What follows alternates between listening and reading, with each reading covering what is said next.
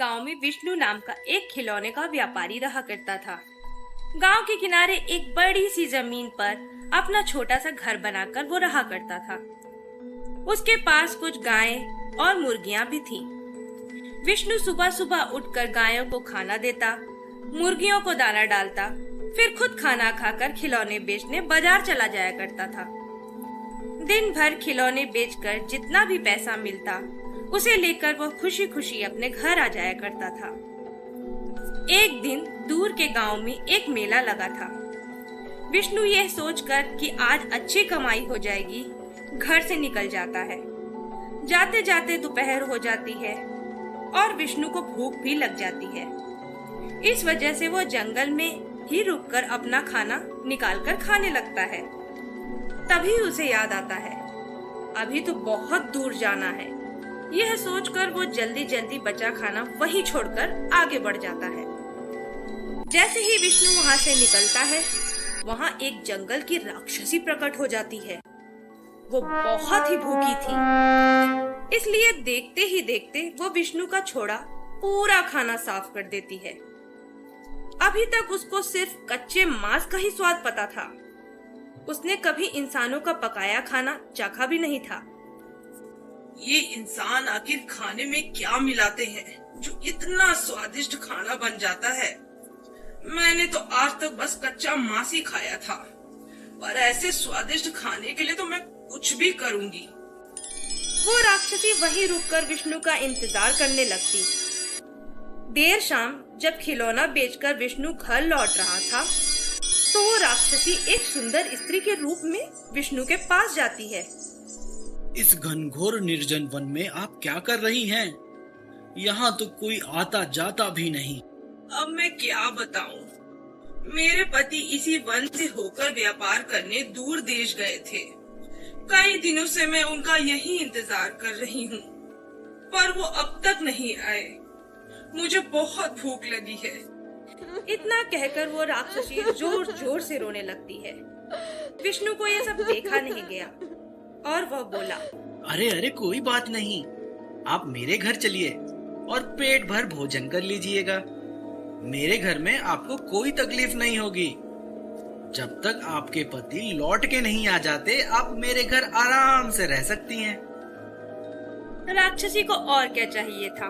उसको तो बस इसी बात का इंतजार था और झट से तैयार हो गई।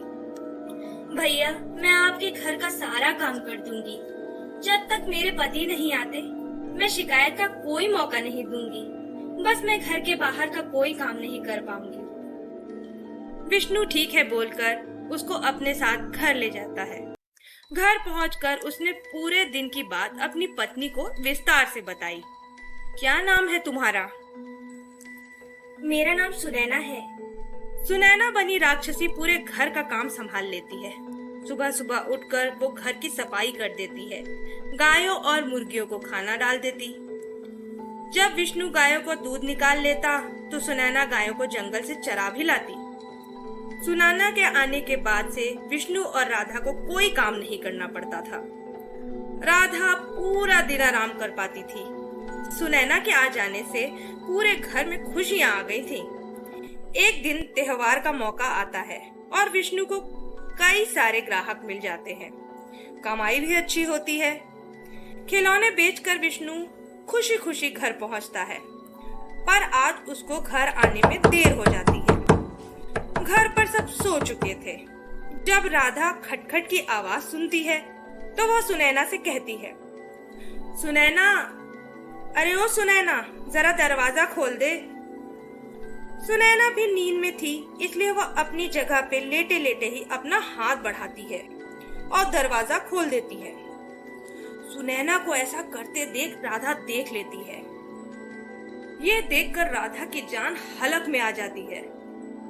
जान जाने के डर से वो रात को विष्णु को कुछ नहीं बताती और अगली सुबह का इंतजार करती है। अगली सुबह वो डरते डरते सारी बात विष्णु को बताती है। यो सुनैना, तू इंसान नहीं, जरूर कोई चुड़ैल है। ये इतने दिनों से एक चुड़ैल हमारे साथ हमारे घर में रह रही है। तभी मैं सोचूं, पूरा दिन काम करने के बाद भी ये जरा भी नहीं थकती। अरे इंसान होती तब न कोई थकेगा। अब वो इस घर में एक पल नहीं रह सकती। तुम्हें जरूर कोई भ्रम हुआ होगा। रात में कोई भयानक सपना देखा होगा और उसे सच समझ लिया। तुम भी ना इतनी सी बात पे डरे जा रही थी। चलो जाओ, कुछ खाने को दो, मुझे बाजार जाने में देर हो रही है। विष्णु राधा को तो समझा बुझा कर भेज देता है, लेकिन उसके मन में भी सुनैना को लेकर संदेह पैदा होने लगता है। लेकिन एक बेचारी अकेली कहाँ जाएगी, ये सोचकर वो कुछ नहीं बोलता। एक दिन विष्णु सुनैना से कहता है कि नैना, हमारे घर के चारों तरफ बस जंगल ही जंगल है। कभी भी कोई जानवर घर में घुस सकता है। क्या तुम घर के चारों तरफ एक मजबूत बाड़ा बनाने का काम कर दोगी? इतना कहकर विष्णु बाजार चला जाता है और जब शाम को घर वापस आता है तो देखता है एक ही दिन में सुनैना ने घर के चारों तरफ मजबूत बाड़ा बना दिया था और घर के अंदर बड़े बड़े पेड़ भी लगा दिए थे। यह सब देखकर अब उसको भी यकीन हो जाता है कि सुनैना कोई साधारण मनुष्य नहीं है। पूरे गांव में सुनैना के चर्चे शुरू हो जाते हैं। सुनैना को घर से कैसे निकालना है, यह सोचकर विष्णु का सिर घूमने लगता है। सुनैना ने कभी किसी को कोई नुकसान नहीं पहुंचाया, लेकिन गांव वाले भी अब सुनैना को लेकर आवाज उठाने लगे हैं। इस औरत को घर से निकाल दो विष्णु, वरना हम सब तुमको गांव से निकाल देंगे। एक चुड़ैल को अपने घर में पाल रखा है, न जाने कब ये अपना असली रंग दिखाने लगे। आए दिन गांव से कोई न कोई आके विष्णु के परिवार को तंग करने लगा। गांव में अब उसके परिवार का रहना मुश्किल हो गया था।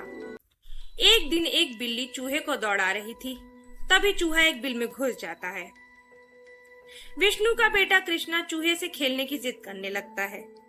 सुनैना कृष्णा को बड़ा मानती थी, इसलिए जब वो कृष्णा को जिद करते देखती है तो अपना आकार छोटा करके वो बिल के अंदर चली जाती है। विष्णु को लगा यही सही मौका है और वो दौड़कर एक भारी पत्थर से बिल का छेद बंद कर देता है और सुनैना बिल के अंदर ही कैद हो जाती है। कृष्णा को ये सब बिल्कुल पसंद नहीं आता। अब वो पूरा दिन बेचारा कृष्णा घर में इधर उधर घूमता रहता। उसके साथ खेलने वाला कोई नहीं बचा था। एक दिन जब विष्णु बाजार गया था और राधा घर का काम कर रही थी, तभी मौका देखकर कृष्णा उस बिल पर से पत्थर हटा देता है और धीरे धीरे सुनैना को आवाज लगाता है। सुनैना तुरंत ही बिल से बाहर आ जाती है। तुम लोगों ने मुझे बिल में क्यों बंद कर दिया था? मैं तो किसी को नुकसान नहीं पहुंचाती थी। तुम लोग जो देते थे वो खा लेती और घर का पूरा काम भी करती थी। फिर इस तरह मुझे क्यों बंद कर दिया? बाबा बहुत मजबूर थे, वो ऐसा करना नहीं चाहते थे, लेकिन गांव वालों ने कहा था कि तुम घर से निकलो, वरना वो सब मिलके हमें गांव से निकाल देंगे। इसलिए बाबा को मजबूरी में ऐसा करना पड़ा। सुनैना विष्णु की मजबूरी समझ जाती है और कृष्णा को प्यार करने लगती है। अब सुनैना किसी को भी नजर नहीं आती थी। वो छुप छुपाकर कृष्णा के साथ खेला करती थी और फिर गायब हो जाया करती थी। कृष्णा भी राधा से तरह तरह का पकवान बनवाता और मौका देख के सुनैना को खिला दिया करता था। ऐसा कई दिनों तक चलता रहा। तभी एक दिन गांव में भयंकर तूफान आ जाता है। बारिश ऐसी जो रुकने का नाम ही नहीं लेती। पूरे गांव में पानी भरने लगता है और तभी पानी इतना बढ़ जाता है कि गांव के पास का बांध भी टूट जाता है। पूरे गांव में पानी भरने लगता है। गांव वाले डर के मारे इधर उधर भागने लगते हैं। तभी विष्णु कहता है, आज अगर सुनैना यहाँ होती तो हम लोगों को जरूर बचा लेती। तुम सबके दबाव में आके मैंने उसके साथ बड़ा बुरा व्यवहार किया। पापा, सुनैना कहीं नहीं गई, वो तो अब भी यहीं है। कृष्णा सुनैना को आवाज लगाता है और तुरंत ही सुनैना वहाँ आ जाती है। विष्णु अपने किए के लिए सुनैना से माफी मांगता है। मुझे माफ कर दो सुनैना, मैंने तुम्हारे साथ बहुत बुरा किया। अरे नहीं विष्णु, मैं तुम्हारी मजबूरी समझ सकती हूँ। तुम्हें माफी मांगने की कोई जरूरत नहीं। विष्णु और गांव वाले मिलकर सुनैना से मदद मांगते हैं और सुनैना तुरंत ही जाके टूटे बांध को ठीक कर देती है और गांव वालों की जान बच जाती है।